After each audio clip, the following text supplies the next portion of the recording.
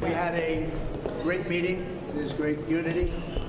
Whether it's one bill or two bill, it's going to get done one way or the other. I think there's a lot of talk about two, and there's a lot of talk about one, but it doesn't matter. The end result is the same. President-elect Trump discussing reconciliation strategies after meeting with Senate Republicans on Capitol Hill yesterday. Sources telling Fox that Senate Majority Leader John Thune told Trump that the Senate will start with one bill. They'll approach this with one bill to start with. However, they are prepared to split the bill into two parts if things get bogged down and they don't see the support that they need for everything in that one bill. House Speaker Mike Johnson told me he wants to have one bill containing tax cuts, border funding, energy, and raising the debt ceiling on Trump's desk by April. The latest, May. Joining us now is South Carolina Congressman Ralph Norman, member of the House Budget, Financial Services, and Rules Committees. Congressman, good to see you. Thank you so much for being here. You will be traveling to Mar-a-Lago this weekend to discuss this with President Trump. Is that right?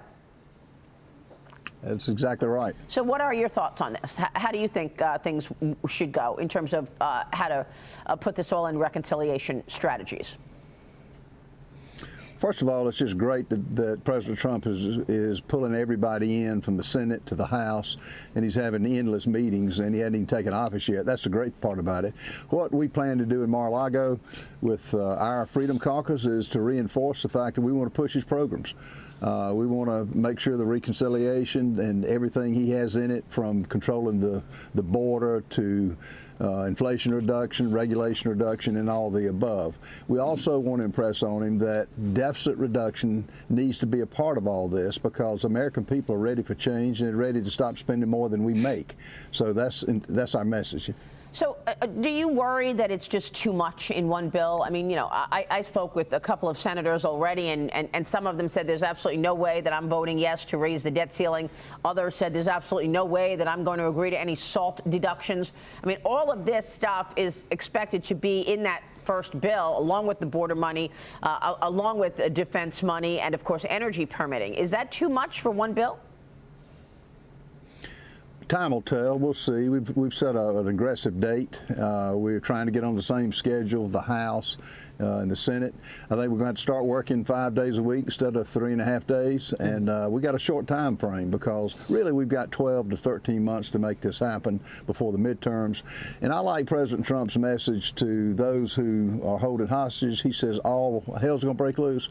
Any Republican that doesn't vote to cut spending and to really promote President Trump's agenda, all hell should break loose. And I believe that, and President Trump, I think, will make that happen. And if it's one bill, Maria, or two bills, we'll see. But there's a move now. Tax policy takes a while. You've got to get agreement with that. Yeah. But at the end of the day, it's got to happen, and I think it will.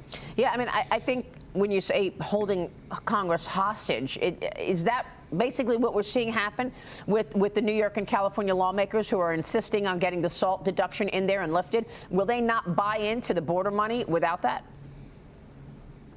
Well, everybody's got to give some, Maria. I'm not going to get everything I want. Right. I mean, if it's up to me, I'd cut $15 trillion or give it a good shot to get this, the financial house in order for America.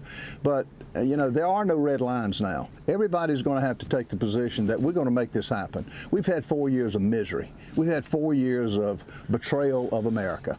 And now it's time to come together. But I think we will. And I think Mike Johnson will lead our group, our House members, and not everybody's going to get what they want. Right. And a pie has a lot of different ingredients, and we got to come to finalize it. And have you spoken with your colleagues from New York and California about that? Do they understand that, or are they digging in that they're not going to vote yes on the border money unless they get their SALT deduction in there?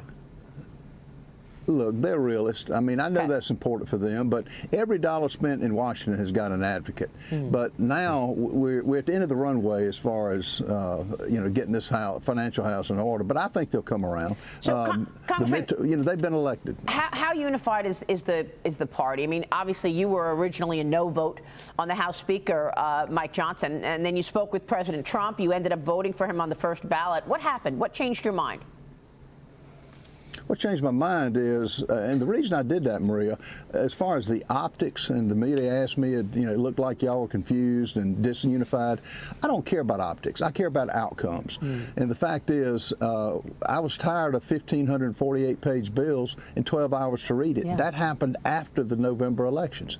I was tired of not really taking these things seriously as far as cuts or conservatives on different committees. And all my ask was, can we put a stop to excessive spending? Can we put a stop to suspension bills where it takes Democrats to vote to pass it? Democrats are not for any type cuts at all. So, and I think we're unified, Marie. I think we will be, because we got one shot at this, particularly reconciliation.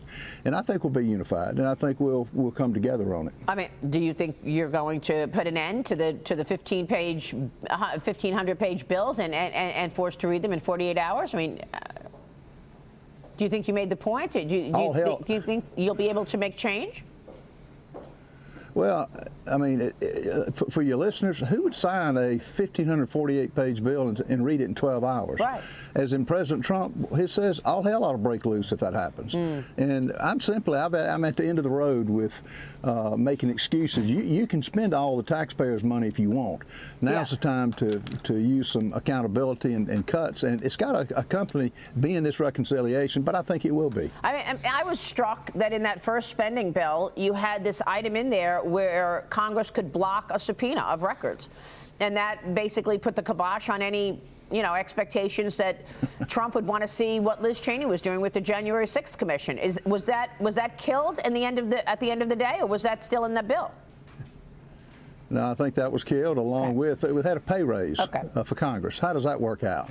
What kind of return on investment is that? Yeah. No, it worked out the 116-page after that. But still, Maria, there's no excuse for that. We need to stay up there 7 days a week if it takes it. And now's the time. There is no backtracking on this now. Congressman, thank you very much. Great to talk with you. Ralph Norman joining us. We appreciate it. We'll be watching your work, sir.